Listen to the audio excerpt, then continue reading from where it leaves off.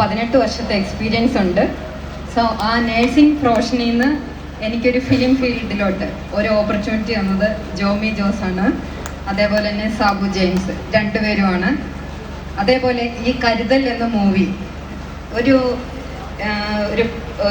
8-9 മാസത്തെ കാത്തിരിപ്പിന് ശേഷമാണ് ഇന്ന് ഇങ്ങനെ ഒരു ദിനം ഇവിടെ വന്നു ചേർന്നത്. അതേപോലെ ഞാനൊരു നേഴ്സാണ്, ഇവിടെ കുറേ നേഴ്സുമാരുണ്ടെന്ന് പറഞ്ഞു.